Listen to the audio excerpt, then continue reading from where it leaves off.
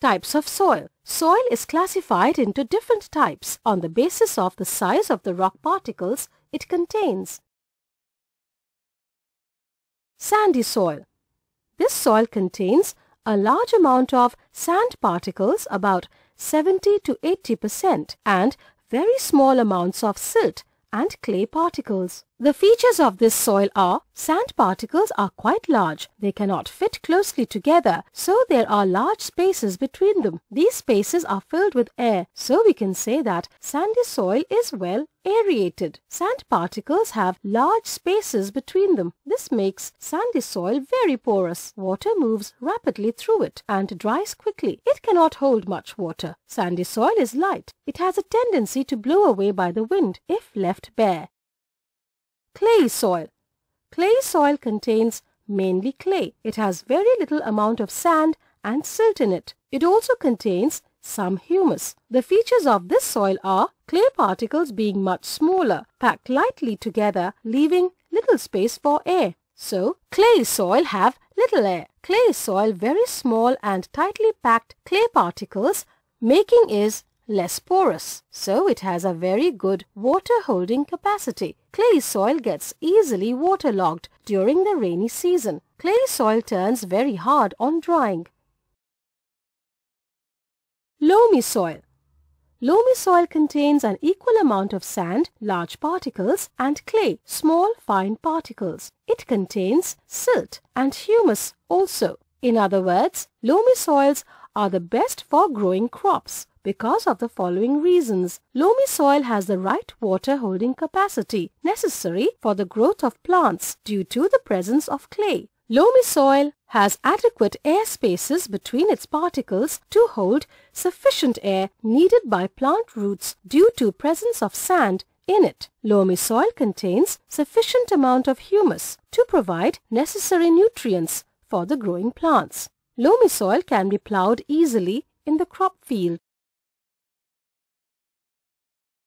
To show that soil contains air. Things needed: beaker, garden soil, glass rod, water. Method. We take some dry garden soil in a beaker. Add water to the beaker and stir the soil and water mixture with a glass rod for a while. Observation. We will see the bubbles coming out of the soil. These bubbles are of the air which was present in the spaces between the soil particles. Actually, when we stir the soil with water, then water enters the spaces between the soil. To show soil contains water or moisture. Things needed: dry garden soil, glass beaker, watch glass, Bunsen burner, tripod stand.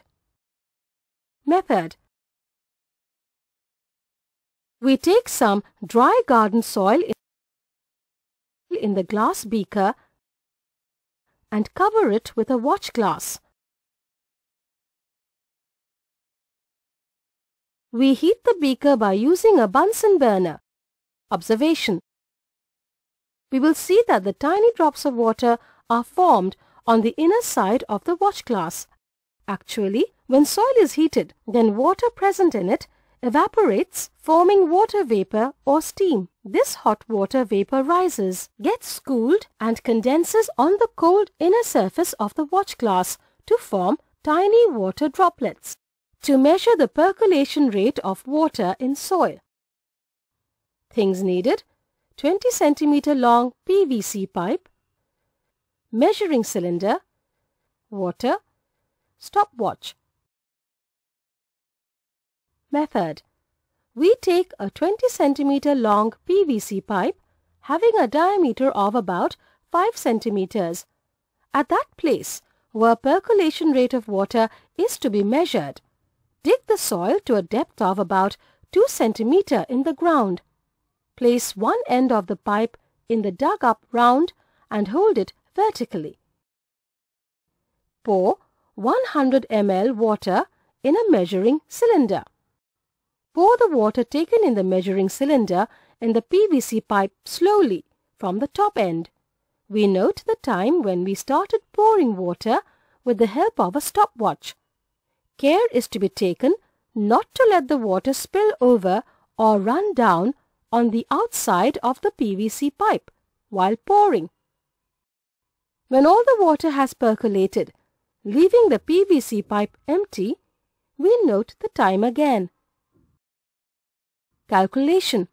The difference in the two time readings will give us the time taken by the water taken in the measuring cylinder to percolate into the soil. The percolation rate of water in the soil can be calculated by using the formula. The percolation rate of water in a soil is equal to volume of water percolated in soil in milliliters upon time taken for this percolation in minutes. The percolation rate of water in a soil is expressed in the unit of milliliters per minute, which is written as ml per minute. Soil and crops. Wind,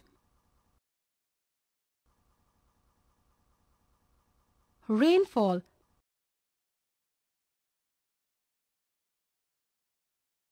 temperature, light and humidity are some of the important climatic factors.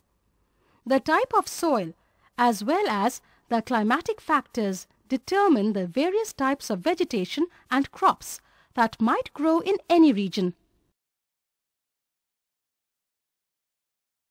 For paddy, clay soil having a good capacity to retain water are required. For lentils, masoor and other pulses, loamy soils which drain water easily are required. For cotton, sandy loamy or loamy soil which drain water easily and can hold plenty of air are required. For wheat and gram, clay and loamy soils good at retaining